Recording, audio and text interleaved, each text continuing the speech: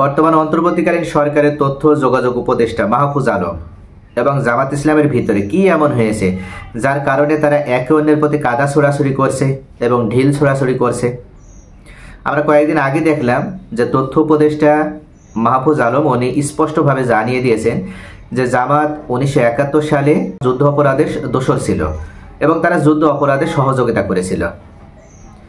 এটা কত বড় একটা ভয়ঙ্কর কথা আপনি কল্পনা করতে পারেন যে একটা অরাজনৈতিক দল যারা বর্তমান অন্তর্বর্তীকালীন সরকারে ক্ষমতায় রয়েছে, একটা অরাজনৈতিক ব্যক্তি যিনি নিরপেক্ষ ভূমিকা অবলম্বন করবে, এমন একজন দায়িত্বশীল মন্ত্রণালয়ের মাননীয় উপদেষ্টার পক্ষে যদি এ ধরনের কথা বলা হয় তাহলে অবশ্যই তিনি যুক্তিযুক্ত বা প্রমাণ সাপেক্ষে কথাটা বলেছে, নতুবা তার এই কথাটা একটা রাজনৈতিক উদ্দেশ্য প্রণোদিত।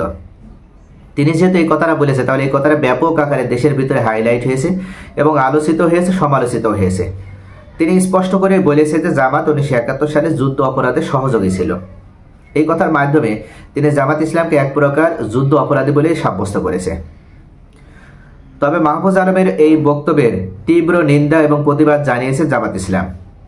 জামাত ইসলামের সেক্রেটারি জেনারেল অধ্যাপক মিয়া গোলাম পরোয়ার তিনি এক বিবৃতিতে একটা বড় আকারে বিবৃতি দিয়েছেন। অবশ্য বিবৃতিটা উনি অল্প কথায় দিতে পারতেন, কিন্তু অনেক বড় একটা বিবৃতি দিয়েছেন এই কারণে জামাত ইসলামের 1971 সাল থেকে বর্তমান পর্যন্ত জামাতের যে অবস্থান এবং জামাত কখন কোন ক্ষেত্রে কি অবস্থান গ্রহণ করেছিল সে সম্পর্কে একটা স্পষ্টভাবে উনি বিবৃতিতে উল্লেখ করেছেন এবং বিবৃতিতে ওনারা স্পষ্টভাবে জানিয়ে দিয়েছেন যে 1971 সালে জামাত কোনো যুদ্ধ অপরাধের দোষর ছিল না, কোনো যুদ্ধ অপরাধের সহযোগী ছিল না এবং জামাত ইসলাম নিজেদের ক্ষেত্রে তারা সবসময় পরিচ্ছন্ন রাজনীতি করেছে, তারা ক্লিন ইমেজ ধরে রাখার চেষ্টা করেছে এবং তারা কখনো দূষিত রাজনীতির পথে তারা পা বাড়ায়নি। তারা চাইলেই এই দেশের সবথেকে প্রবীণ এবং প্রাচীন দল হিসেবে তারা দূষিত এবং নোংরা রাজনীতির খেলা খেলতে পারত, কিন্তু তারা কখনো এ ধরনের নোংরা রাজনীতির পথ তারা বেছে নেয়নি। সবসময় তারা জনগণের সমর্থন নিয়ে, জনগণের সাপোর্ট নিয়ে তারা এই দেশে রাজনীতি করতে চেয়েছে এবং জনগণের মন জয় করার মাধ্যমে তারা এই দেশে তাদের রাজনৈতিক যে একটা ধারা বা একটা গণতান্ত্রিক ধারা তারা অব্যাহত রাখার চেষ্টা করেছে। বিবৃতিতে অধ্যাপক মিয়া গোলাম পরোয়ার আরও একটি বিষয় স্পষ্ট করেছেন। উনি বলেছেন যে মোহাম্মদ মাহফুজ আলম উনি একজন উপদেষ্টা হিসেবে এ ধরনের কথা বলা ওনার ক্ষেত্রে মানায় না। এ ধরনের কথা বলতে হলে অবশ্যই ওনাকে রাজনীতির ময়দানে নেমে কথা বলতে হবে।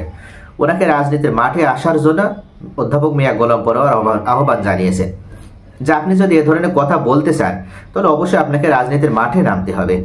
আপনি সরকারের দায়িত্বে থেকে আপনি যেখানে নিরপেক্ষ দায়িত্ব পালন করবেন সেখানে অবশ্যই আপনার নিরপেক্ষতা ধরে রাখতে হবে। আপনাকে কোনোভাবে কোনো রাজনৈতিক দলের পক্ষে বা বিপক্ষে কথা বলা যাবে না। আপনি সেখানে সরকার পরিচালনার অন্তর্ভুক্ত, এক্ষেত্রে আপনাকে অবশ্যই আপনার নিরপেক্ষতা সকল ক্ষেত্রে প্রমাণ করতে হবে।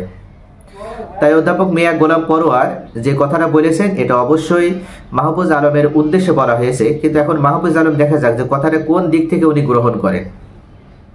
যদি এমন হয় যে মাহফুজ আলম কথাটি উদ্দেশ্য প্রণোদিতভাবে বলেছে তাহলে অবশ্যই তিনি এটার পক্ষে বিপক্ষে তিনি অবশ্যই তেনার একটা বিবৃতি প্রদান করবেন। আর যদি মাহফুজ আলমের এটা স্লিপ অফ টাং হয়, অর্থাৎ জাস্ট কথা বলার ক্ষেত্রে উনি কথা বলার ক্ষেত্রে হয়তো কথা ছলে বলে ফেলেছে, তাহলে এটা বড় কোনো ফ্যাক্টর না। তবে বর্তমানে এই মাহফুজ আলম এবং জামাতের সাথে এ ধরনের ঢিল ছোড়াছুড়ি আসলে এটা কি লোক দেখানো কিনা এটা অবশ্যই একটা বিবেচনার বিষয়। কেননা বর্তমান অন্তর্বর্তীকালীন সরকারের সাথে সবথেকে বেশি সম্পর্ক বা সুসম্পর্ক যাদের সেটা হচ্ছে জামাত ইসলাম। জামাত ইসলাম প্রথম থেকেই এই অন্তর্বর্তীকালীন সরকারকে সব রকমের সাপোর্ট এবং সহযোগিতা দিয়ে আসছে এবং তারা সকল ক্ষেত্রে অন্তর্বর্তীকালীন সরকারকে তারা সমর্থন জুগিয়ে আসছিল। এমনকি অন্তর্বর্তীকালীন সরকারের পক্ষ থেকে যে পদক্ষেপ নেওয়া হয়েছে জামাত ইসলামের পক্ষ থেকে প্রত্যেকটা পদক্ষেপকে সাধুবাদ জানানো হয়েছে এবং তারা প্রয়োজনে নির্বাচন দেরিতে হলেও অন্তর্বর্তীকালীন সরকারের পক্ষে বা তাদের মতোই তারা কথা বলেছে যে প্রয়োজনের সংস্কারগুলো আগে দরকার। এদিক বিবেচনায় জামাত ইসলাম এবং এই মাহফুজ আলমের ভিতরে যে কাদা ছোড়াছড়িটা এখন হঠাৎ করে এটার মানে কি? এটা কি জাস্ট লোক দেখানো নাকি অন্যান্য রাজনৈতিক দলকে একটু বিভ্রান্তিতে ফেলা? এটা কিন্তু একটা বিবেচনার বিষয়। তবে যেটাই হোক মূল কথা হচ্ছে যে আসলে এর অভ্যন্তরীণ কোন বিষয়টা আছে সেটা কিছুদিন পরেই বোঝা যাবে যে এই কথাটা আসলে মাহফুজ আলম উদ্দেশ্য প্রণোদিতভাবে বলেছে নাকি জাস্ট মিডিয়ায় হাইলাইট হওয়ার জন্য বা মিডিয়ার সামনে এটা প্রমাণিত করার জন্য যে জামাত ইসলামের সাথে তাদের দূরত্ব আছে জামাত ইসলামের সাথে তাদের এতটা সখ্যতা নাই, জামাত যা বলে তারা সেটা মানে না, তারা নিজেরা নিজেদের মতো চলে, এই বিষয়টি আসলে কোন দিকে যাবে আমরা কিছুদিন পরে বিষয়টা উপলব্ধি করতে পারবো এবং বুঝতে পারবো। তবে এই মুহূর্তে অধ্যাপক মিয়া গলম পড়ার যে কথাটা বলেছে যে আপনাকে যদি রাজনৈতিক কোনো বক্তৃতা দিতে হয় তাহলে অবশ্যই রাজনীতির ময়দানে এসে দিতে হবে। তাছাড়া কোনোভাবেই আপনি একটা সরকারে থেকে আপনার যে নিরপেক্ষ ভূমিকা, সেই নিরপেক্ষ ভূমিকার বাইরে যে আপনি কোনো রাজনৈতিক দলকে উদ্দেশ্য করে কোনো ধরনের কোনো মন্তব্য বা বিবৃতি দিতে পারেন না।